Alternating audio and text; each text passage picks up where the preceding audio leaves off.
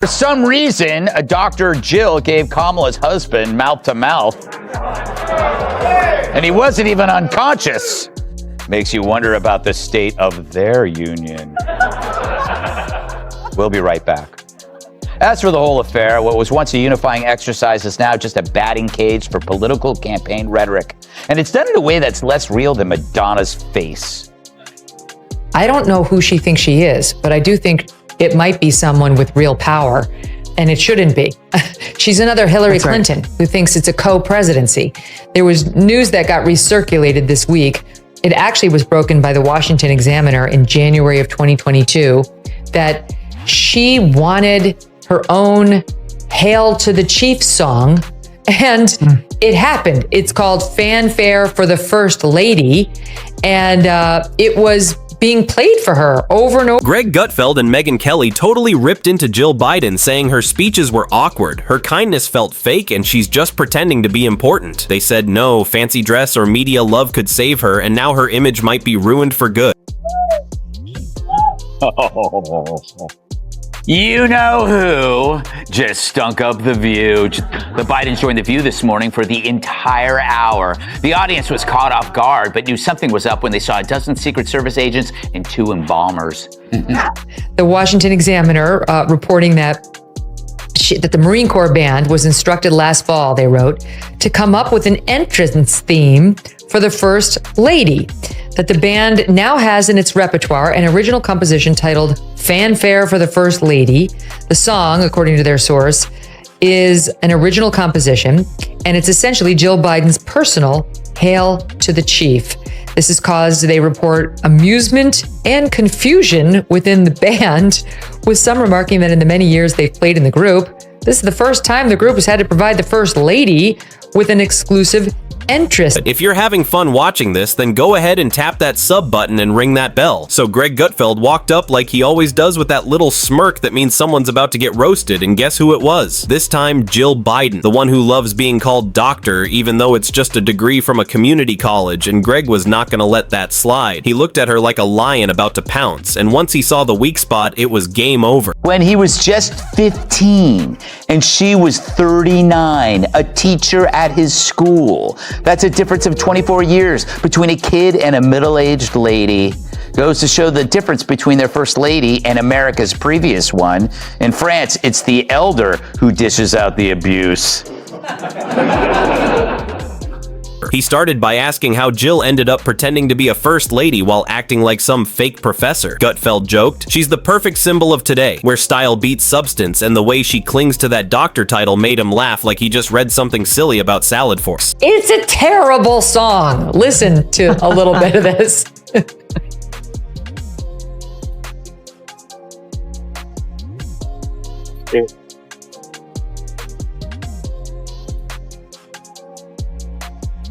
Everyone's standing like she's the president.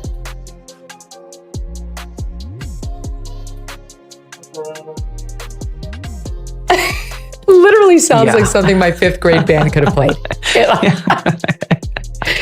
But the point is her ego.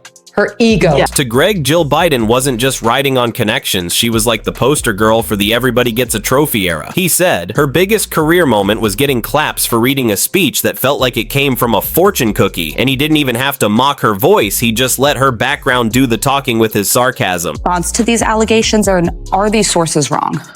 They are wrong. There's nothing to sustain that. The people who wrote those books were not in the White House with us, and they didn't see how hard Joe worked every single day. I mean, he'd get up, he'd put in a full day, and then at night I'd be in bed, reading my book, and he was still on the phone reading his briefings, just working with staff. I mean, it was nonstop.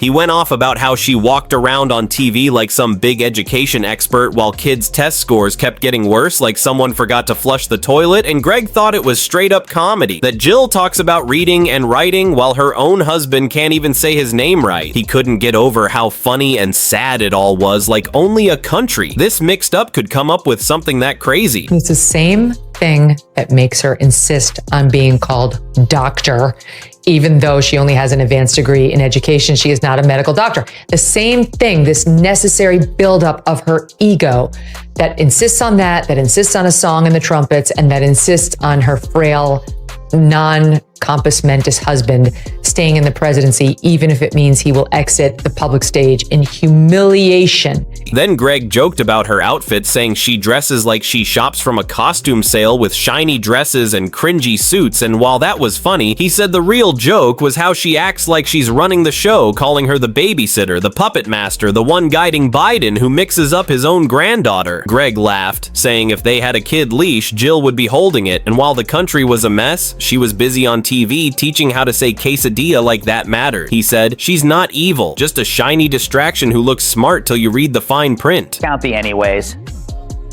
What about this version? No, Joe, I don't like that. Well, anyway, I told you we were going to get any of that done. None of you would have thought it happened. Yeah. Not because negative. I mean, it was... Anyway, so when I got in the plane, I went to South Korea. I went to anyway, 8.2% federal tax. Things. Anyway, Secret Service. So Megyn Kelly stepped in, like she came for truth, not laughs, and she didn't hold back at all. She said Jill wasn't just some harmless first lady, but the main helper who dressed up Joe's mess as kindness and sold it to a media, too blind to notice the difference between care and control. She called out how Jill's career wasn't earned. It was gifted by a big name in a country too scared to ask questions. And she dragged the media for calling her doctor like she was royalty while shutting down anyone who questioned it. Megyn didn't sugarcoat anything. She just exposed the whole act like ripping the mask off a play pretend queen. Jill likes us to call her doctor, no matter the setting, you see, because it clearly makes her feel important. How sad. You would think that a woman of her age and status would not need to hear an academic title repeated everywhere before her name is said in order to feel worthy. But she clearly does, because she has it said every... Megyn kicked things off by saying Jill got famous, not by doing anything big, but just by being married to the right guy, like a reality show winner who didn't earn it. She said all that smart and strong woman image was just a trick, and she came ready to expose it. Then she hit hard, saying Jill watched Joe fall apart and still cheered him on. Like that was okay, Megyn said. Jill didn't just stay silent, she helped push him out there while acting like everything was fine. She made fun of those fake TV interviews where Jill smiled and avoided real questions and called her the stepmom of America trying too hard and failing bad. And when it came to Jill's causes, Megyn said they were shallow, just switching topics every week with the same fake energy like wearing leopard print would fix the world. Bad night. Yeah. And I had, anyway, I don't quite get anyway. Hey, that was rough, but it was Joe's first stateside interview since leaving the White House, if you don't count the one with the funeral director. But talk about predictable. Kamala saw the interview and said she wouldn't have done anything different. Megyn didn't hold back when she said Jill turned every moment into a spotlight for herself, from school visits to book readings. It was all about Jill, like everyone else was just background, and Megyn exposed how behind all the smiles and soft lights was someone chasing fame, not truth, collecting awards like fair prizes. And while the country was struggling, Jill was busy planning poetry nights, taking sweater pics and praising school staff for showing up on Zoom while everything else fell apart. She gave fake hope wrapped in old, tired speeches. They've been pushing this from Team Biden, Joe Biden, and Jill Biden for years now. In every press release, in every appearance they make sure you refer to her as Dr. Jill Biden, even if she's not doing or saying anything at all. To the point that even the football announcers on CBS News know we need to say it. If we're going to mention her, we've got to make sure we mention her properly at this testosterone-filled sporting event. Even the sports announcers know. Megyn then switched it up and showed what Jill could have been if she just stepped back and told the truth. She could have been strong and honest, but instead she held tight to fame and control like a politician with a sparkly pen. Megyn said that made her worse than just standing by. It made her part of the whole mess. She called Jill a pretty statue, all neat on the outside but empty inside, not because she didn't care, but because she gave up being real just to get claps and hid her hunger for power power behind a school paper no one could question. And Megyn, with her sharpest words, yet said, "America doesn't need another smiling lady reading cue cards while everything falls apart. It needs the truth, and truth doesn't come wrapped in jewelry." The room went quiet, not because it was mean, but because it hit hard. And then Greg and Megyn stepped back, leaving Jill's image in pieces right there on stage. But it wasn't over yet. They went back to the biggest joke of all, how someone who says she loves education ended up in a White House where even simple grammar vanished like lost laundry in a hotel. There's like Dr. Jill, who insists everyone call them doctor all the time, live in academia for a few years after college, and then run around trying to glob on to the respect and admiration we have for medical doctors. That's the truth. I am fine calling Dr. Jill if she wants me to. I've done it when meeting her in person, when I interviewed her and her husband at NBC, just like I have for any PhD who wants me to mention their title or whose academic achievement is relevant to our interview or their appearance on my show. Greg didn't sugarcoat a thing. He said Jill didn't bring power or class to the role. She turned it into some basic lifestyle act filled with TikTok energy and cheesy teacher lounge vibes. Not the kind of first lady people expected. He joked she wasn't a strong leader like the old school ones, but more like that office lady who hands out coffee mugs with silly quotes thinking it helps, and instead of real leadership, she gave Pinterest board energy, all neat and fake, and if she was meant to keep Joe steady, then things were already falling apart. Greg said, watching her in that role felt like someone trying to hold up a mess with duct tape and acting like it's solid when it's clearly falling down. We stand for sovereignty. We stand for the right of people to live free of tyranny. But we stand for the defense of democracy. Yeah, whatever, but what's the problem here? I mean, it's so obvious, but no one ever says it.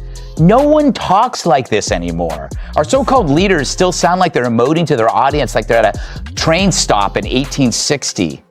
The words are like Joe himself. They're dusty, musty, and when sniffing the head of a child. She wasn't guiding from behind. She was just hiding in the shadows, holding on to them like a safety blanket. And right when it felt like the heat died down, Megyn jumped back in with that same sharp edge, tearing apart the sweet, innocent image people tried to paint of Jill, like she was some soft, graceful figure floating above the mess, when in reality she was standing right in the middle of it. Megyn broke down how Jill always showed up right after every disaster, smiling all put together, never answering real questions, just flashing that polished look with matching shoes and a mic like it was all under control. Megyn said Jill turned into a human press release, always ready with a line or a pose, but never any truth, and the worst part was Jill knew exactly what she was doing. She wasn't clueless. She was careful, pretending to lead while the real damage kept piling up behind the curtain, and the country watched it all thinking she was harmless when really she was part of the act, part of the cover-up wrapped in pearls and perfectly staged smiles.